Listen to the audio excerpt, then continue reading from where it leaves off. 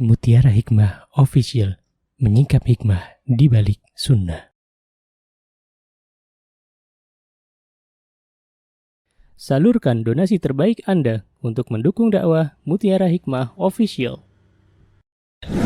Umroh akhir tahun plus daurah parenting Islami, sukses mendidik anak di zaman fitnah. Bersama Ustadz Hanan Yasir MA, Ustazah Imro'atul Azizah, 2 kali sholat Jumat. Kelas daurah parenting setiap hari. Konsultasikan dan daftarkan diri Anda sekarang juga. Mau haji yang gak pakai antri? Daftar sekarang, insya Allah 2024 berangkat. Gratis keberangkatan umroh sebelum haji. Dibersamai oleh Ustadz Hanan Yasir dan juga Ustazah Imro'atul Azizah. Buruan daftar sekarang juga, sebelum harga naik.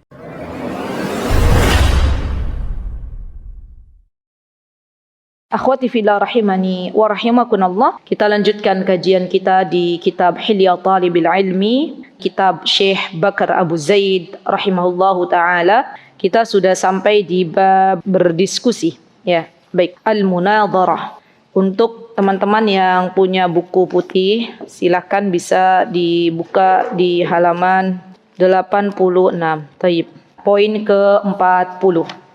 Baik. Qala al-muallif rahimahullahu ta'ala al-munadharatu bila mumarah. Di sini disebutkan bahwa di antara metode belajar seorang penuntut ilmu adalah dengan berdiskusi. Namun diskusi di sini juga dibagi menjadi 2 macam. Ada diskusi yang diperbolehkan, ada diskusi yang tidak diperbolehkan. Dalam artian, diskusi yang tidak diperbolehkan itu lebih kepada berdebat, atau biasanya kita sebut dengan debat kusir. Jadi, yang namanya berdebat itu pun dibagi menjadi 2. Ada debat yang mamduhah, ada debat yang mazmumah. Debat itu dibagi jadi 2, ada yang terpuji dan ada yang tidak terpuji. Kapan debat terpuji ya akhwat? Debat terpuji manakala di antara niatnya adalah untuk menegakkan yang benar, yang hak. Syekh mengatakan iyyaka wal mumarat, ya, hindari yang namanya perdebatan kusir atau perdebatan yang mazmumah, berdebat tapi nggak ada tujuannya. Ini juga termasuk di zaman kita sekarang ya akhwat. Hati-hati ketika kita berkomentar dalam status media sosial kita. Kadang ada memang orang-orang yang ngajak berdebat, ya. Namun kita lihat dulu, kalau kita melayani debatnya apakah ada manfaatnya atau tidak. Kalau tidak ada, maka sebaiknya kita menahan jari jemari kita untuk tidak menuliskan sesuatu. Namun kalau misalnya ada manfaat yang bisa diambil, misalnya ingin menjelaskan kebenaran yang ada, maka ini diperbolehkan. Ya. Jadi yang namanya perdebatan tuh harus dilihat dari niat awal. Niatnya untuk apa gitu. Kalau memang niatnya untuk menegakkan keadilan, untuk menjelaskan kebenaran, untuk mengetahui keindahan Islam, maka ini diperbolehkan. Ya. Syekh mengatakan idzan al-munadharah fiha idharul haqqi 'alal batil. Ya, di sini yang namanya munadharah, perdebatan itu juga bisa diperbolehkan ketika dia menjelaskan sebuah kebenaran. Saya akan berikan contohnya. Contoh misalnya, teman-teman kenal Dr. Zakir Naik? Siapa di sini yang pernah nonton videonya Dr. Zakir Naik yang sedang berdebat dengan orang-orang ateis atau orang-orang non muslim? Acungkan tangan. Saya pernah nonton juga. Siapa yang pernah nonton? 1, 2, 3, 4, 5, 6, 7. Beliau juga sudah sempat ke Yogyakarta ya. Pernah kan di UMY. Waktu itu saya hanya melihat yang waktu di Yogyakarta itu melihat dari channelnya beliau, tidak datang langsung. Ada yang datang langsung di sini, teman-teman? Enggak ya? Itu kira-kira menurut ibu-ibu semuanya, perdebatan yang dilakukan oleh Dr. Zakir Naik dengan lawan bicaranya seorang ateis atau seorang non-muslim diperbolehkan atau tidak? diperbolehkan. Kenapa? Karena sesuai dengan logika. Karena kalau memakai Al-Quran, baik. Maksud saya diperbolehkan karena Dr. Zakir Naik ingin menjelaskan mana yang benar itu mana gitu loh. Yang benar itu mana. Dan Dr. Zakir Naik atas izin Allah, bifadlillah, atas keutamaan dari Allah, termasuk di antara salah satu hamba Allah yang dikaruniai hafalan yang begitu kuat. Masya Allah. Hafal Quran, hafal kitab-kitab Wirda, hafal kitab Injil, ya, dan kitab-kitab yang lainnya. Tujuannya apa?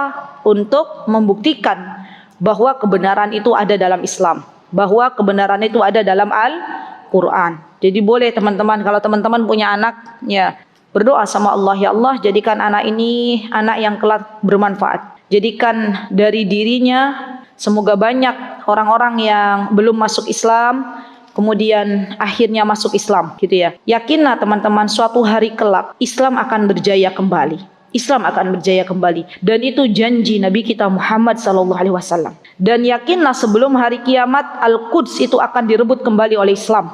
Ya, yakinlah Spanyol yang saat ini adalah namanya Spanyol itu pun akan direbut oleh Islam. Ya, dulu Spanyol pernah jatuh ke dalam orang-orang non Muslim. Ya, kemudian setelah itu Islam pernah menguasai, kemudian jatuh, dan Rasulullah SAW mengatakan kelak ya akan datang yang namanya kemenangan yang direbut oleh kaum muslimin sebelum datangnya hari kiamat.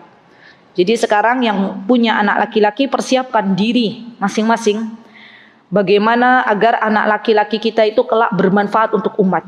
Ya, akan ada orang masuk Islam berbondong-bondong. Ya, hari ini saya mendapatkan juga kabar dari teman-teman yang ada di luar negeri. Alhamdulillah ya, dalam beberapa tahun terakhir ini banyak di luar negeri itu, Masya Allah, orang-orang yang awalnya belum memeluk agama Islam, kemudian atas izin Allah, hidayah dari Allah, taufik dari Allah, berbondong-bondong masuk ke dalam Islam. Dan ini menunjukkan teman-teman bahwa kelak yang namanya perdebatan yang diperbolehkan ini suatu hari kelak akan menjadi kebutuhan yang sangat luar biasa. Ya. Dan contoh diantaranya lagi, perdebatan yang diperbolehkan, saya pernah berkisah nggak tentang bagaimana Abu Hanifah menjadi wakil dari gurunya, yaitu namanya Imam Ahmad, ya, gurunya Abu Hanifah. Pernah saya cerita di Masjid Mutiin atau belum? Masih ingat? Yuk, yang masih ingat ceritanya bagaimana?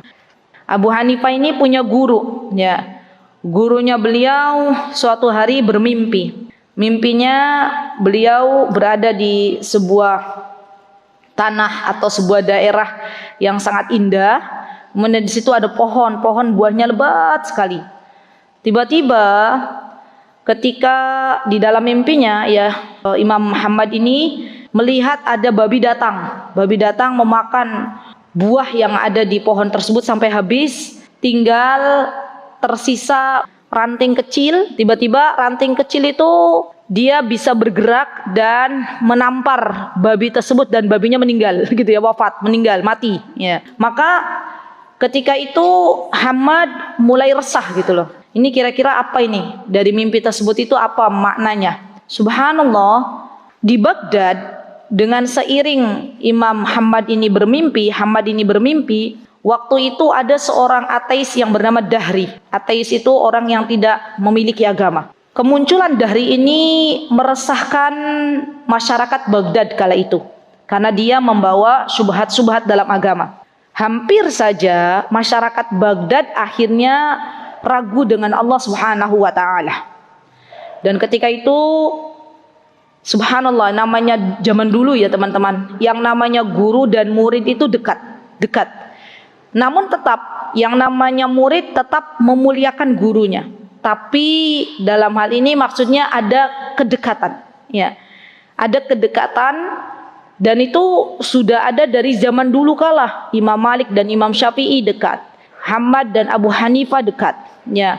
Syekh Sa'di dengan murid-muridnya dekat, Syekh Utsaimin dengan murid-muridnya dekat, Syekh bin Bas rahimahullah ta'ala dengan murid-muridnya juga dekat. Hampir semua guru-guru dari kalangan ulama-ulama zaman dahulu itu dekat dengan murid-muridnya. Nah, kita kembali ke Abu Hanifah. Maka kemudian Abu Hanifah ketika melihat gurunya itu sepertinya berada dalam keresahan, maka bertanyalah Abu Hanifah kepada gurunya, "Wahai gurunda, apa yang bisa saya bantu? Ya, saya melihat sepertinya ada sesuatu yang dipikirkan." Maka Hamad bercerita tentang mimpi yang dilihatnya. Dan Abu Hanifah mengatakan, barangkali dari mimpi itu kiranya saya bisa izinkan saya untuk menafsirkan.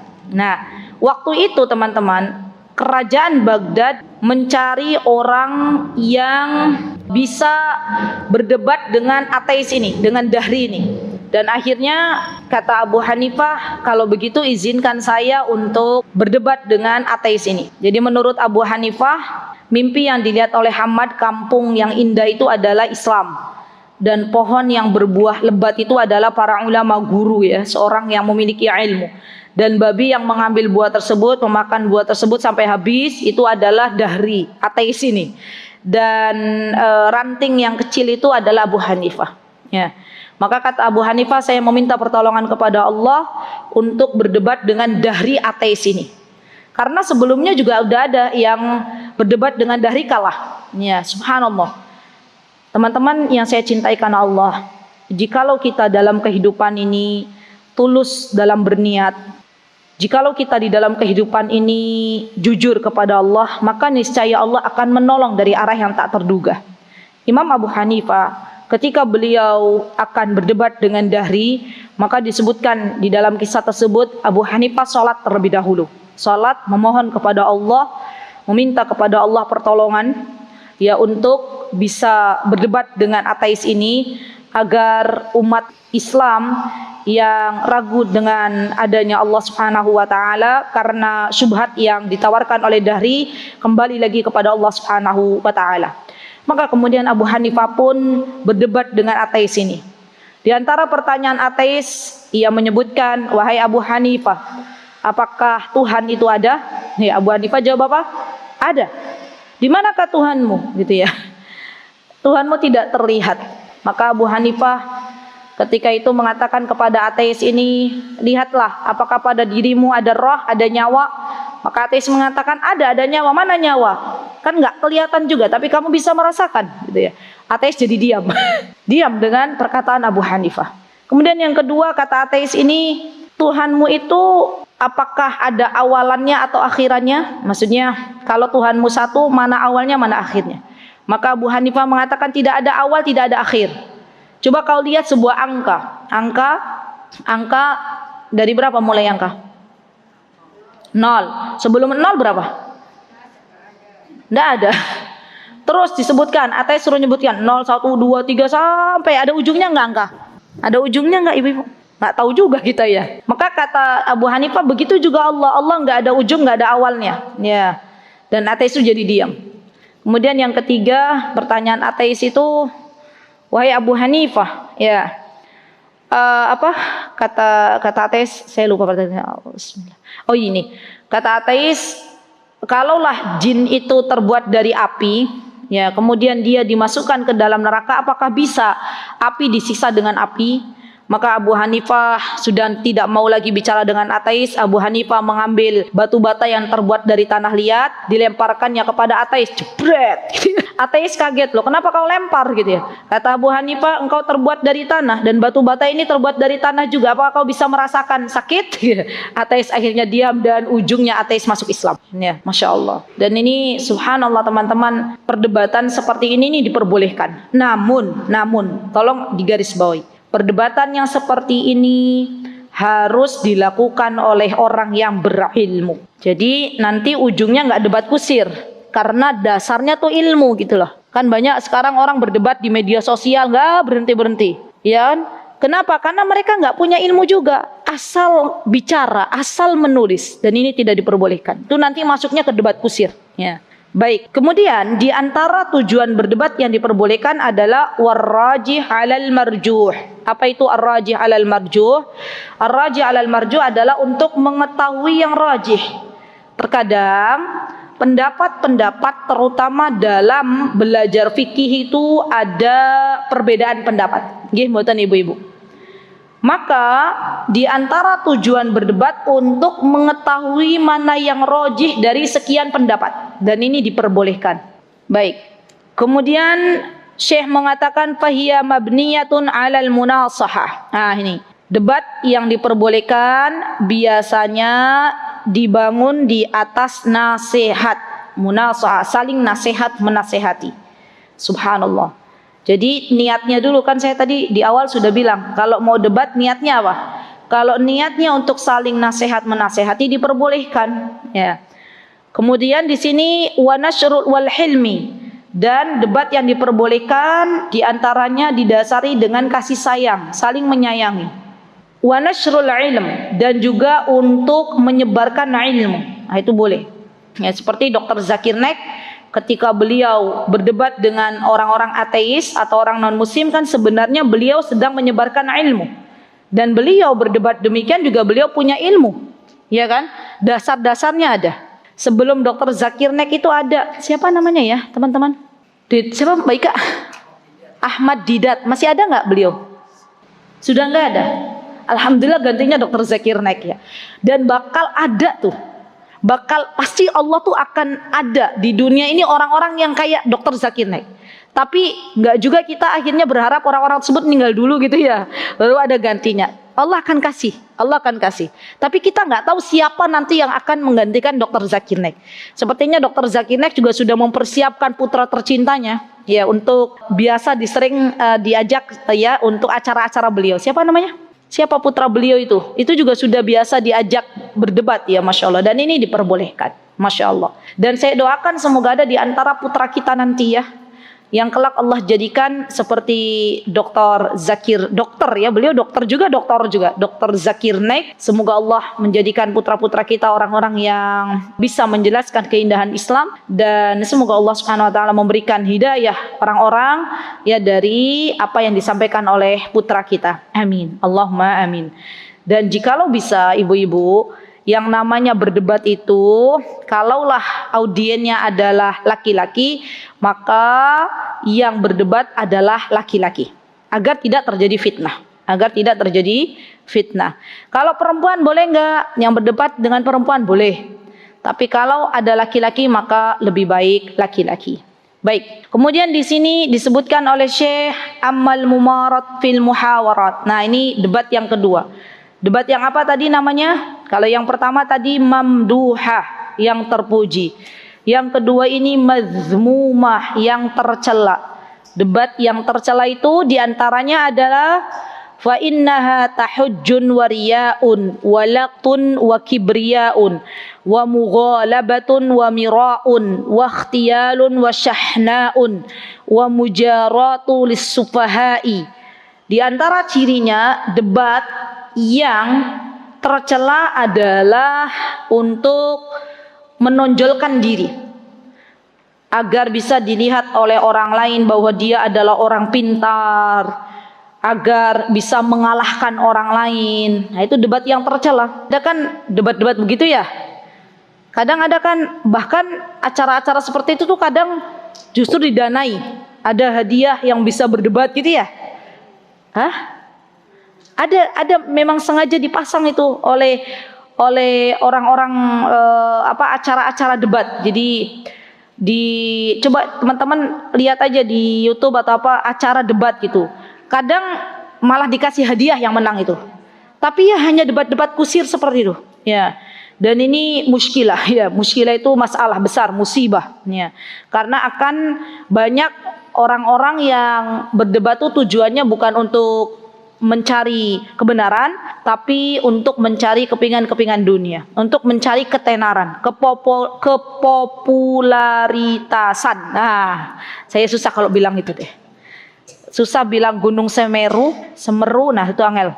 Sama itu tadi popularitas. Ya Masya Allah. Nah, itu ada kalanya orang debat pengen terkenal. Nah, itu niat-niat yang nggak boleh. Dan juga di antara niat debat yang tercela itu pengen menguliti orang yang diajak debat. Jadi dikuliti aibnya.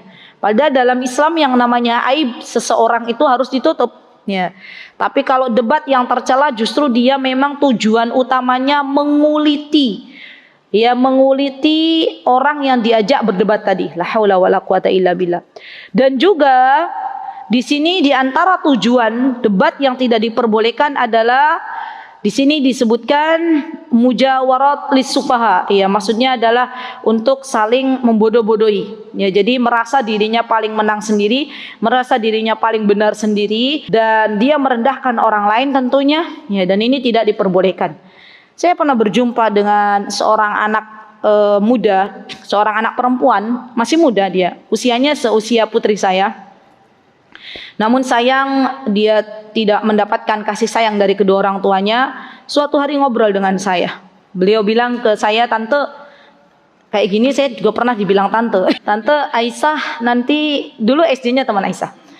"Tante, Aisyah itu mau kemana habis ini?" Ya, terus saya jelaskan, "Aisyah insya Allah nanti menurut Aisyah maunya ke sini, sini, sini." Kemudian anak ini bilang gini, "Kalau kamu kemana, Nak?" Dia bilang, "Saya mau keluar negeri juga Tante, mau belajar." "Di mana?" "Di sebuah negara," dia sebutkan Turki. "Mau ngapain belajar di sana?" "Mau jadi ahli debat kayak Mbak Fulanah itu loh yang di TV itu loh, dia pinter banget debat," katanya gitu. Astagfirullah, niat yang salah, nggak usah keluar negeri untuk itu ya. Udah tetap di Indonesia aja belajar yang bener. Jadi kadang begitu, subhanallah. Anak-anak yang kurang terarah itu mereka bingung ya. Habis dari SMA kemana, habis dari sini kemana. Kita sebagai orang tua mengarahkan. Kita diskusi kepada anak-anak, kamu ke depannya mau jadi apa, kamu ke depannya mau seperti apa. Ya, kalau ada anak kita misalnya mau jadi apa, Nak? Mau jadi orang baik, bagus. Gitu ya. Cita-citanya mau jadi apa? Mau jadi orang baik, bagus.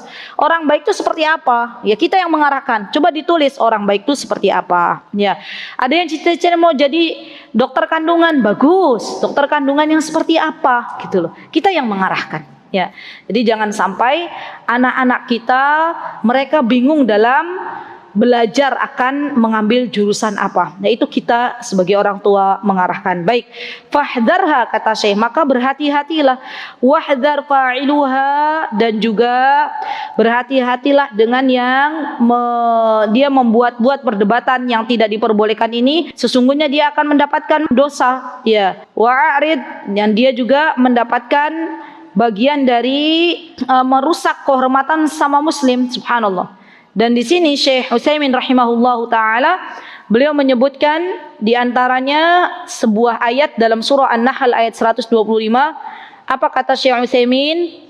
Kata beliau, "Ud'u ila sabili rabbika bil hikmati wal mau'izatil hasanah." Beliau nukilkan firman Allah Subhanahu wa taala bahwa kita diperintahkan untuk berjalan di jalan Allah Subhanahu wa taala untuk mengajak manusia bil hikmati wal mau'izatil hasanah, dengan nasihat yang baik, dengan cara yang baik. Bil mau'izah itu dengan cara yang baik.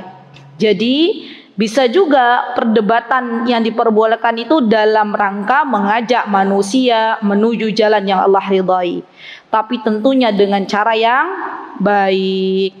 Baik, kemudian di sini Syekh mengatakan wajadilhum billati hiya ahsan. Tolong dibuka teman-teman surah An-Nahl ayat 125. Silakan. Surah An-Nahl ayat 125. Yang online juga boleh dibuka surah An-Nahl ayat 125. Di sini syahidnya, inti dari ayatnya adalah wajadilhum billati hiya ahsan. Dan ya berdebatlah kalian dengan mereka dengan cara yang baik, dengan metode yang baik. Maksudnya dengan metode debat yang yang mahmudah, yang terpuji. Ya. Tadi debat yang terpuji, poin-poinnya sudah kita dapatkan. Niatnya untuk apa? Gitu ya. Kemudian Syekh mengatakan bahwa al-mujadalah naw'an. Jadi Syekh Utsaimin beliau menjelaskan tentang macam debat itu dengan kata-kata lain. Kalau saya tadi mengambil kata-kata mamduha dan mazmumah. Mamduha tadi apa teman-teman? Terpuji dan tercela. Kalau Syekh Utsaimin beliau memakai dengan kata mujadalah wa mumarah, sama aja. Mujadalah itu lebih ke berdebat yang mahmudah, mumara itu lebih ke berdebat yang madzmumah. Jadi beda kata saja.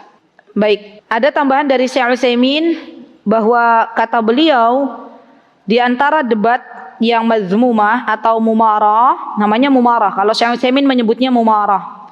Itu di antaranya cirinya ingin memenangkan dirinya. Jadi ingin mengambil posisi dia harus menang gitu loh. Intisaru nafsi. Ini juga nggak boleh. Kenapa kita tidak boleh berdebat dengan cara yang tidak baik, dengan cara yang tercela? Karena itu bagian dari godaan syaitan. Ya.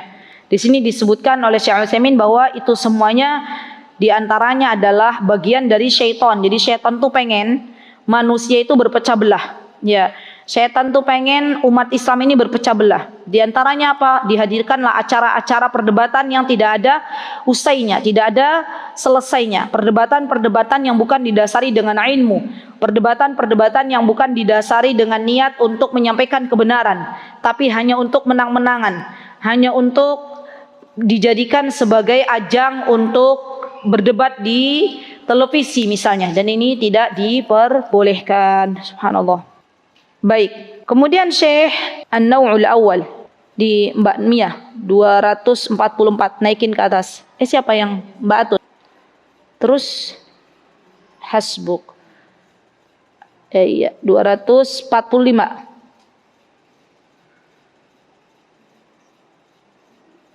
Di sini pernah orang-orang Irak bertanya kepada Abdullah bin Umar. Lihat teman-teman. Lama sa'ala ahlul Iraqi Abdullah bin Umar. Jadi ada zaman dulu kala waktu ada orang bertanya ke Abdullah bin Umar. Apa yang ditanya? Beliau bertanya adamin ba'udah, tentang darah nyamuk. Ba'udah itu nyamuk. Wa hal yajuzu an tuqtalal ba'udah? Kata beliau, kata laki-laki ini, apakah kita boleh membunuh nyamuk? Qala subhanallah ahlul Iraq yaqtuluna ibna binti Rasulillah sallallahu alaihi wasallam wa yatuna yas'aluna an damil ba'udah fa hadha mujadalah wala syak. Maka kata Abdullah bin Umar terkejut, ya subhanallah, ini terkejut. Subhanallah, orang Irak ini bagaimana? Orang Irak ini, kata Abdullah bin Umar, mereka berani membunuh anak dari putra dari anaknya Rasulullah SAW, yaitu Husain. Ya, Hasan dan Husain. Ini kan perdebatan, masih ingat enggak?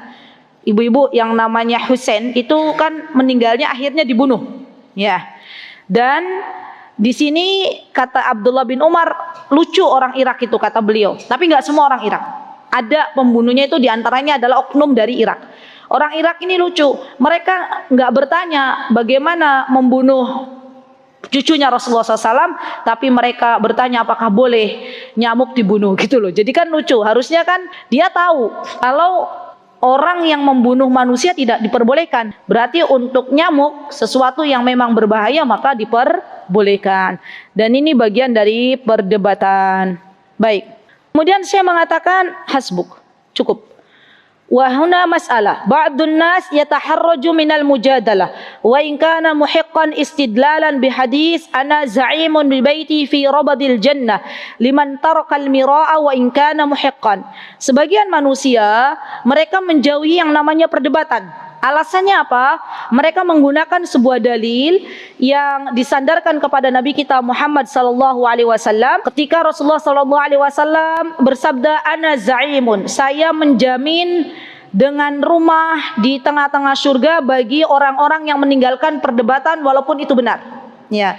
Jadi kata Syekh Utsaimin, sangat disayangkan ada banyak manusia yang tidak mau berdebat walaupun itu untuk berdebat yang mamduh, yang terpuji, dengan alasan mereka pengen dibangunkan rumah di tengah surga kalau meninggalkan perdebatan walaupun itu benar, dengan dalil yang disampaikan oleh Rasulullah SAW. Ya, padahal kata Syekh, fal jawab man tarakal mira'a fi dinillahi falaysa bimuhaq itlaqan li'annahu hazimatun lil haqq lakinna qad yakunu muhiqqan idza kana takhasumuhu wa huwa wa sahibuhu bi syai'in laysa lahu alaqatun bid-din Qala ana ra'aitu fulanan fis suq wa yaqulu al-akhar bal ra'aituhu fil masjid wa yahsulu bainahuma mujadalah wa khisam fa hadhihi hiya al-mujadalah al-madhkura fil hadis. Jadi ini ya teman-teman, saya rangkum perkataan Syekh Utsaimin. Jadi kata Syekh Utsaimin, yang tidak diperbolehkan, yang dimaksud oleh Rasulullah SAW, tinggalkan perdebatan walaupun apa yang kalian debatkan itu adalah berita yang benar. Contohnya kata Syekh Utsaimin, ada laki-laki yang dia berkata kepada fulan, A berkata kepada B, kata A, saya melihat tadi bapak fulan itu ada di pasar. Kata yang B, saya tadi melihat juga bapak fulan itu ada di masjid. Yang benar mana gitu ya. Padahal memang bapak fulan habis dari pasar ke masjid. Ya benar semuanya. Tapi hal-hal yang demikian hendaklah dijauhi. Kan nggak ada manfaatnya. Selebihnya kata Syekh Utsaimin, kalau memang perdebatan itu di antara tujuan utamanya adalah untuk memperjelas yang hak itu hak, bagian dari agama kita, maka itu perlu disampaikan. Ya.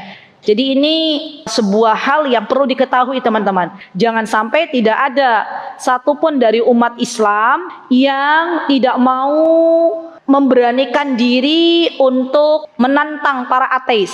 Kenapa? Karena kalau orang ateis ini dibiarkan begitu saja berada di masyarakat, maka lambat laun masyarakat muslim menjadi ragu dengan Allah Subhanahu wa taala. Jadi yang tidak diperbolehkan kalau perdebatannya nggak ada manfaatnya sama sekali. Walaupun yang diperdebatkan itu benar, tapi nggak ada manfaatnya. Seperti tadi, laki-laki ini kata A dia berada di pasar, kata B laki-laki ini berada di masjid. Dua-duanya benar, ya. Tapi ini tidak perlu diperdebatkan. Ya, membuang-buang waktu. Begitu ya teman-teman ya. Baik. Kemudian Syekh mengatakan, ba'dul mubtadi'in yabda'u bi qira'atin Muhallal ibn Hazm rahimahullahu taala bi hujjati tamarrin 'ala al-munadharah fa hal fi'luhum sahih? Syekh Utsaimin mengatakan sebagian para mubtadi'in, sebagian para pemula yang menuntut ilmu, mereka mengatakan saya baca kitabnya Ibnu Hazm namanya Muhalla. Teman-teman, Ibnu Hazm ini seorang tokoh yang dia lebih ke madhab Dhahiri. Maksudnya madhab Dhahiri itu apa? Madhab Dhahiri ini madhab yang dia melihat ayat ataupun hadis dari dhahirnya saja. Ya, kalau kita Ahlus Sunnah wal Jamaah kan ada kiasnya, dikiaskan begitu ya. Kan kita kalau Ahlus Sunnah wal Jamaah termasuk di antara sumber kita itu apa? Al-Qur'an, hadis, kias. Itu bisa jadi dalil, hujjah. Tapi tentu kias yang benar. Karena ada kias itu yang tidak benar. Kias yang benar adalah kias yang dia diambil rujukannya dari Al-Quran dan hadis. Nah, kata Syekh Utsaimin, banyak para penuntut ilmu yang pemula itu mereka membaca kitabnya Ibnu Hazm dengan alasan apa? Sebagai bentuk latihan untuk berdebat. Maka Syekh mengatakan, munadharatu Ibnu Hazm rahimahullah munadharatun sha'bah. Kata Syekh Utsaimin, jangan baca buku Muhalla dulu bagi yang pemula. Kenapa? Karena kata-kata yang ada di dalamnya itu kata-kata yang sulit, sa'bah. Yushaddidu ala khasmihi wa yahsilu minhu ahyanan sabbu li mukhalifihi. Huwa rahimahullah kana shadidan jiddan wa akhsha an yakuna talibul ilmi as-saghir idza ta'awwada ala mithli ma kana alaihi Ibnu Hazm akhsha alaihi minal mawarat. Jadi intinya kata Syekh Utsaimin, kita sebagai penuntut ilmu yang masih pemula jangan dulu membaca buku-buku Ibnu Hazm karena di situ terdapat perkataan-perkataan yang perlu dijelaskan oleh para ulama. Masyaallah. Kemudian yang ke-41, poin yang selanjutnya. Berarti halaman 87. Di sini poin 41 ada bab mudzakarah ilmiah atau bab diskusi ilmiah. Ya. Apa sih arti mudzakarah ibu-ibu? Ada yang tahu apa mudzakarah? Kayaknya kata mudzakarah tuh seringnya didengar ya. Apa sih mudzakarah itu? Mudzakarah itu bertukar pikiran. Jadi zaman dulu kala ada para ulama tuh yang sengaja mereka mendatangi ulama lain dengan tujuan bermudzakarah. Mudzakarah itu saling tukar pikiran. Saya bacakan dulu apa yang disebutkan oleh Syekh Bakar Abu Zaid karena kita belajar kitab Hilya Talibil Ilmi. Kemudian saya tambahkan perkataannya Syekh Az-Zarnuzi dalam kitab beliau Ta'limul Muta'allim. Beliau juga mengupas tentang mudzakarah. Baik, saya bacakan kitab aslinya dari kitab Syekh Bakar Ibnu Zaid, Hilyah Talibil Ilmi. Kata beliau, disebutkan mudzakaratul ilm. Hendaklah seorang penuntut ilmu dia bermudzakarah. Mudzakarah itu saling tukar pikiran, ya. Tamatta' ma'al busara'i bil mudzakarah wal mutarahah. Fa innaha fi mawatin tafuqul mutala'ah wa tashahhadud dhihn wa tuqawwiyadz dzakirah. Multazimal insaq wal mulatafah mubtadi'an anil hayfi wasyaghabi wal mujazafah. Jadi kata Syekh Bakar bahwa muzakarah ini diperbolehkan, saling tukar pikiran itu diperbolehkan dengan siapa teman-teman? Dengan orang-orang berilmu. Jadi kalau teman-teman merasa saya mau muzakarah, muzakarah sama siapa? Misalnya mohon maaf sama orang yang enggak berilmu, lebih baik tidak. Kenapa? Karena itu justru akan menambah syubhat di dalam kehidupan kita. Jadi kata Syekh Bakar, mudzakarah itu jikalau bisa dengan seorang yang berilmu. Karena kita akan mengambil banyak manfaat dari mudzakarah tersebut. Ya. Beliau mengatakan terkadang subhanallah mudzakarah ini memiliki banyak manfaat. Di antaranya apa? Di antaranya fi mawatin tafuqul mutalah. Mudzakarah saling tukar pikiran itu lebih baik daripada kita baca sendiri kitab, daripada kita belajar mandiri otodidak. Justru mudzakarah itu lebih baik. Ya, bertukar pikiran, berdiskusi itu manfaatnya jauh lebih besar daripada kita hanya sekedar membaca sendiri, ya kan? Ini diantara manfaatnya. Yang kedua, kata Syekh, diantara manfaatnya adalah wa tashahhadudz dzihn. Apa itu tashahhadudz dzihn? Tashahhadudz dzihn adalah untuk mengasah otak. Nah, jadi otak kita ini perlu diasah teman-teman. Dan ini pun diantara ikhtiar agar tidak pikun. Ya, saya sering mengatakan bahwa para jamaah ketika datang ke majlis ilmu itu sebenarnya sedang senam otak. Ya, otak kita tuh harus sering dilatih. Tubuh yang jarang digerakkan, lambat laun dia akan menjadi sehat atau tidak? Mager saja, nggak sehat kan? Sama otak juga demikian.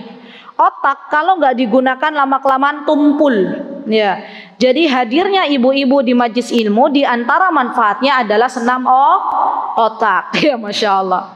Kalau di sini, masya Allah jamaahnya macam-macam. Ya, yang paling banyak lansia yang saya lihat itu di MPB, Masjid Pogung Baru itu. Yang baik ya, itu kan banyak lansia, masya Allah. Dan semangat-semangat, masya Allah. Saya katakan bahwa ibu-ibu nih yang datang senior-senior di sini sedang senam otak, ya.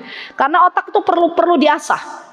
Tujuannya apa? Agar tidak dipikunkan oleh Allah Subhanahu wa taala. Jadi di antara diskusi manfaatnya adalah untuk kita mengasah otak kita. Masya Allah ya. Baik. Yang ketiga, wa tuqawwiyudz dzakirah. Ya. Di antaranya adalah menguatkan ingatan. Wah, masya Allah. Jadi teman-teman, manfaat diskusi itu keren banget loh. Apa di antaranya? Menguatkan ingatan.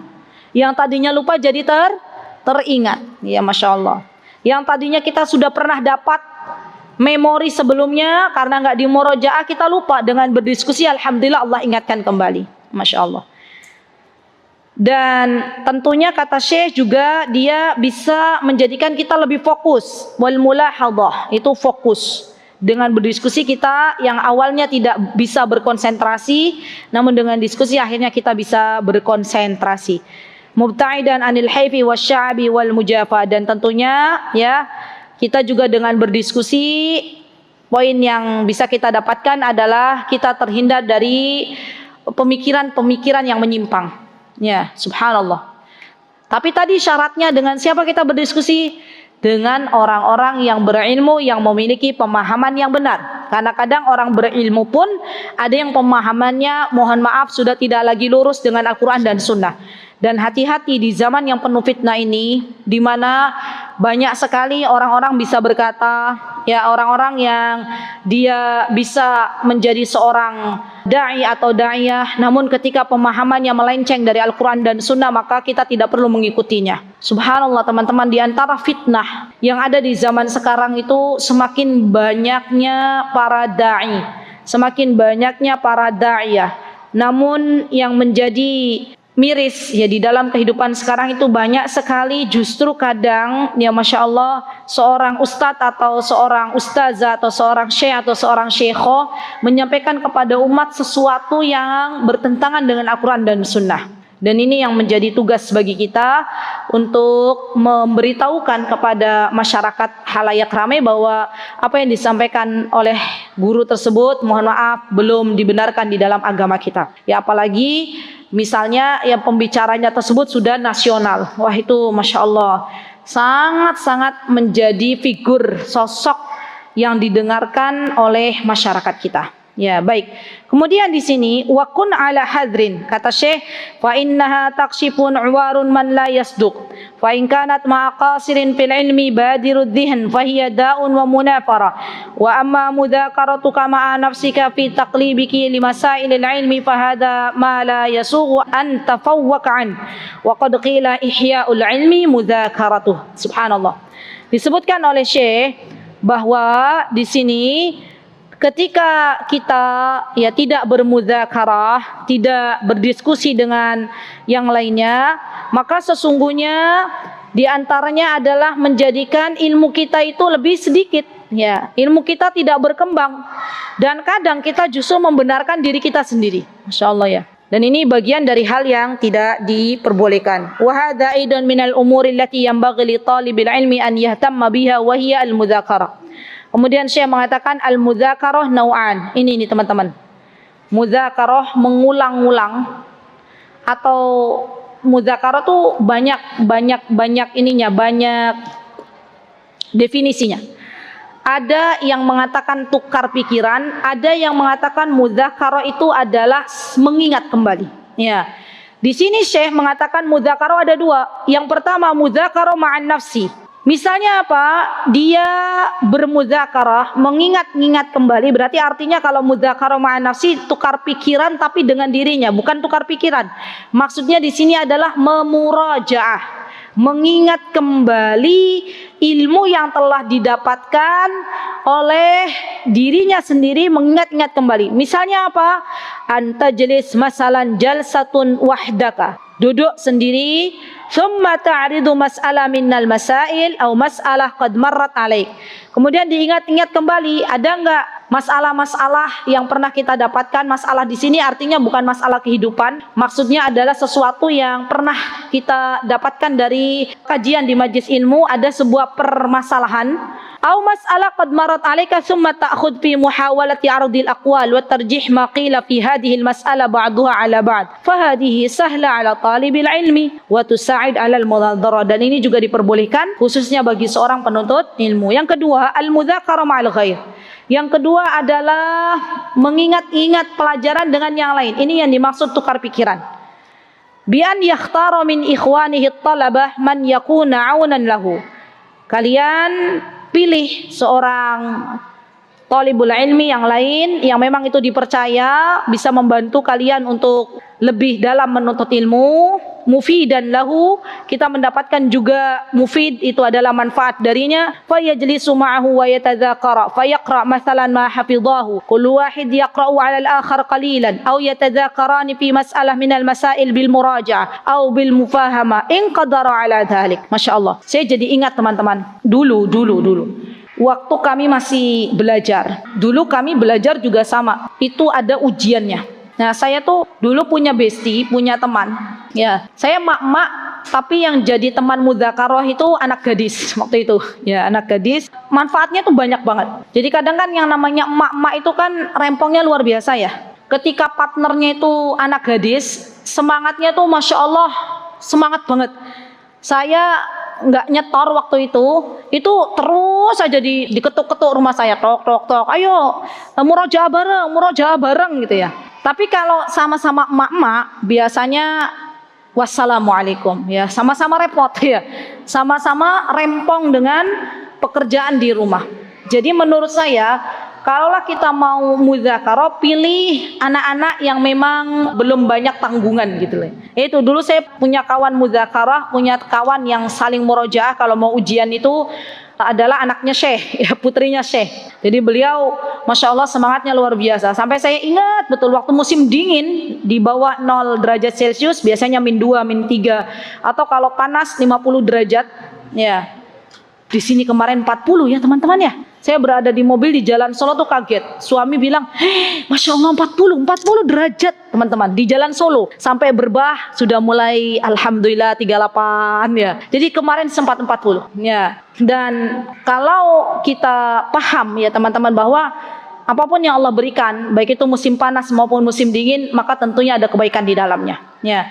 Jadi dulu kalau pas lagi dingin banget itu, dinginnya di sana tuh sampai nusuk-nusuk tulang. Saya nggak murojaah sehari udur saja sama beliau tuh nggak bisa. Ayo kita murojaah gitu ya. Ya udah kamu yang nyetor deh, saya nanti besok nyetornya. Nggak bisa, ayo setor gitu ya. Iya, ya. Jadi masya Allah ya, anak-anak gadis tuh semangatnya luar biasa. Tapi saya nyetornya cuma satu itu loh, satu baris. Iya nggak apa-apa, yang penting nyetor katanya ya masya Allah. Tuh masya Allah. Jadi teman-teman silakan cari.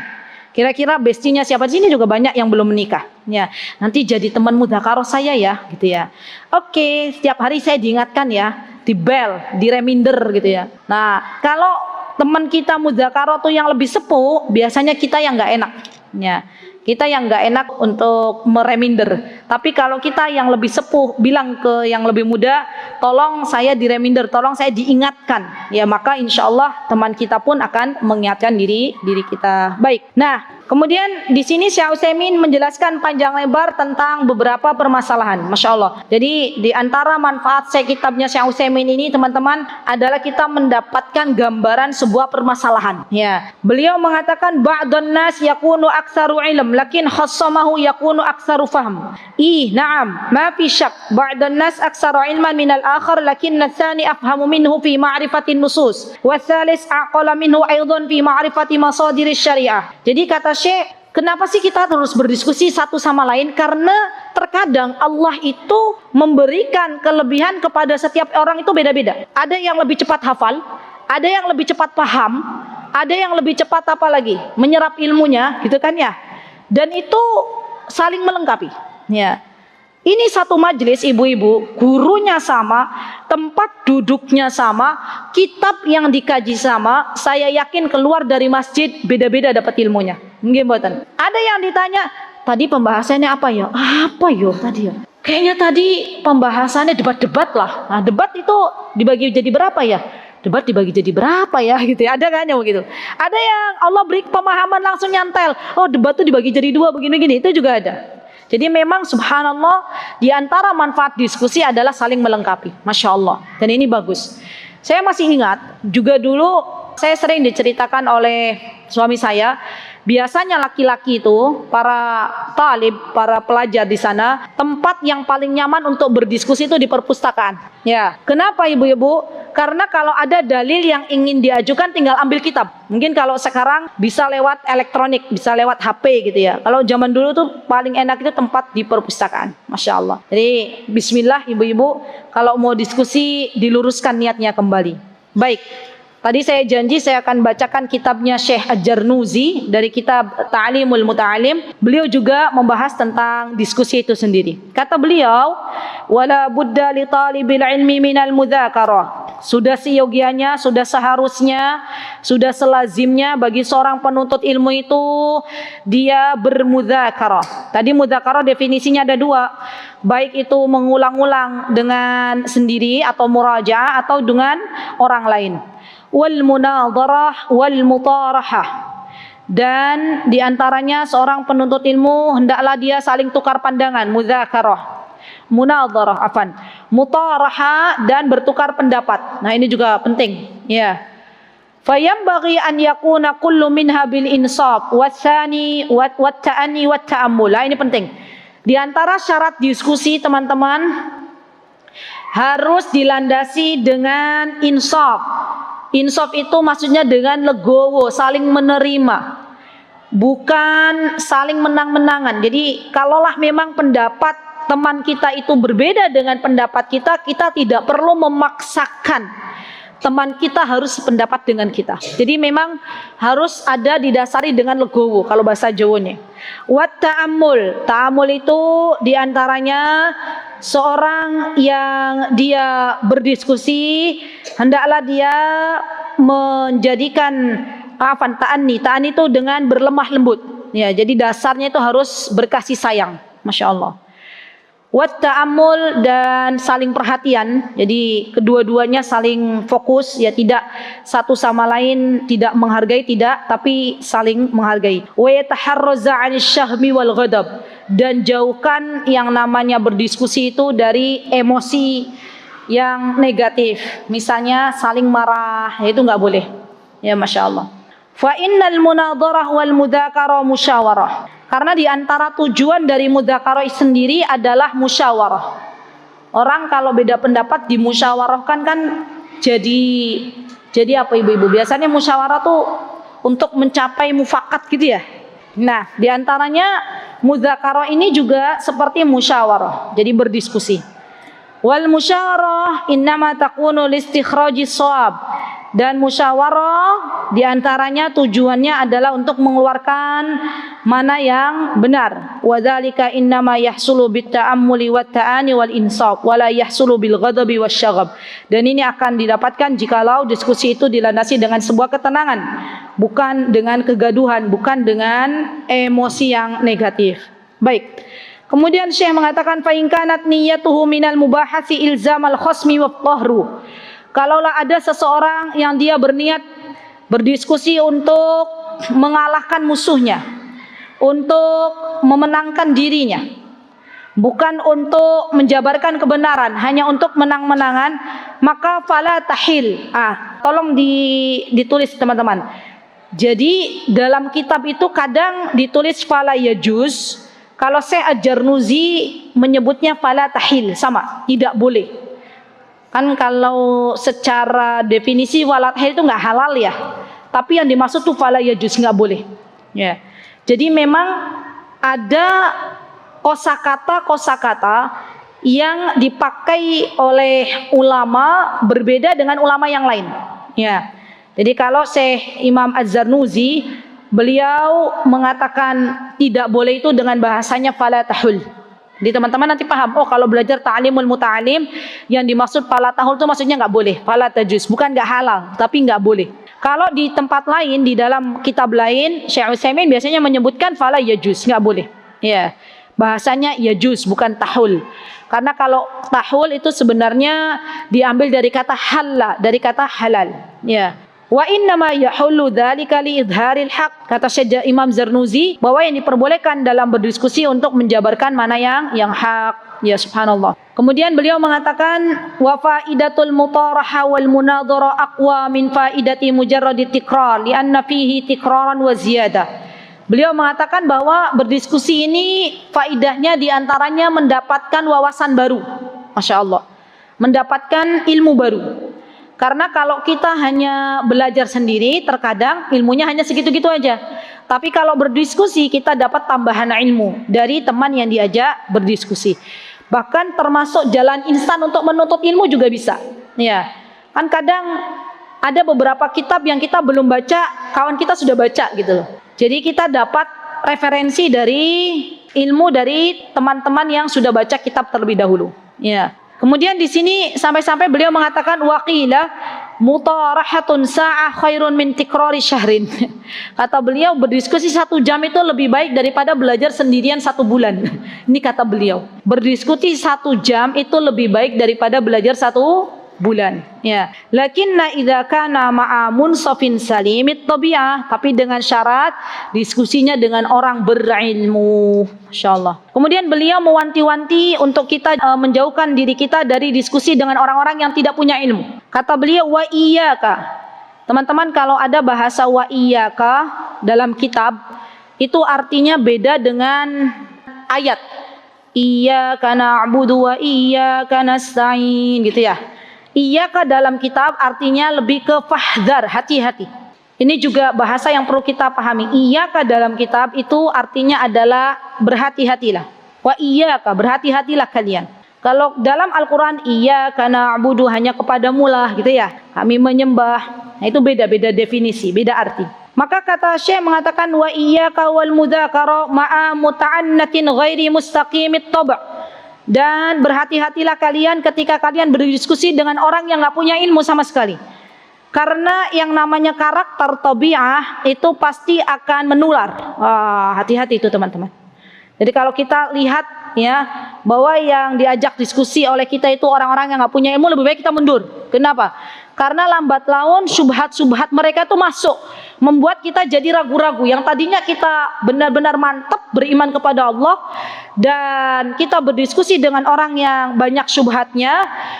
Akhirnya apa? Akhirnya lambat laun, oh iya juga ya kata dia, benar juga ya gitu ya biasanya ya. Yang dikatakan oleh beliau tuh benar juga gitu. Nah itu lambat laun kita jadi ragu. Maka pastikan yang namanya diskusi dengan orang yang berilmu dengan pemahaman yang benar, bukan dengan yang tidak berilmu. Kemudian beliau mengatakan satu baris lagi. Beliau mengatakan wa yakunu mustafidan fi jami'il awqati wal ahwali min jami'il ashas. Ya masyaallah.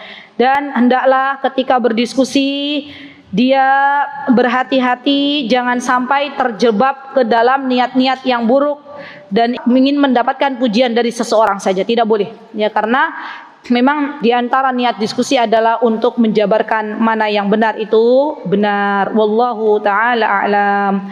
Baik, itu yang bisa saya sampaikan teman-teman. Nanti insyaallah biidnillahi taala kita lanjutkan di pertemuan yang akan datang. Dan semoga Allah subhanahu wa ta'ala memberikan kekuatan untuk kita. Dan tentunya diskusi ini juga sangat baik. Terutama biasanya kita lihat di universitas-universitas itu ada namanya kerja kelompok. Iya nggak teman-teman? Dan kerja kelompok tuh sebenarnya sedang diskusi tuh. Ya. Dan baik, kalau ibu-ibu kajian nggak ada kerja kelompok ya? Dulu teman-teman waktu kerja kelompok ada manfaat yang didapatkan enggak? Apa Bu? Oh, murajaah kelompok. Ada ya murajaah kelompok ya? Masya Allah. Apalah namanya, yang jelas kalau perkumpulan itu adalah untuk mengingatkan kebaikan, mengingatkan kita dalam kebenaran, maka perkumpulan itu adalah perkumpulan yang Allah ridhoi. Sebaliknya, jikalau ada orang-orang berkumpul kemudian di situ hanya dosa-dosa yang ada, maksiat yang ada, yang ngomongin orang, maka ketahuilah bahwa kumpulan-kumpulan demikian adalah kumpulan yang tidak Allah ridhoi. Semoga Allah Subhanahu wa taala memberikan kepada kita guru-guru yang terbaik. Semoga Allah Subhanahu wa taala memberikan kepada kita teman-teman yang baik. Semoga Allah Subhanahu wa taala memberikan kepada kita ilmu yang terbaik dan semoga Allah memasukkan kita semuanya ke dalam syurganya. Amin Allahumma amin. Jikalau ada kebenaran datangnya dari Allah Subhanahu wa taala, jikalau ada kesalahan datangnya dari saya pribadi, saya mohon maaf yang sebesar-besarnya. Aqulu qouli hadza wastaghfirullah li wa lakum wa akhiru da'wana alhamdulillahi rabbil alamin. Assalamualaikum warahmatullahi wabarakatuh. Mutiara Hikmah Official, menyingkap hikmah di balik sunnah.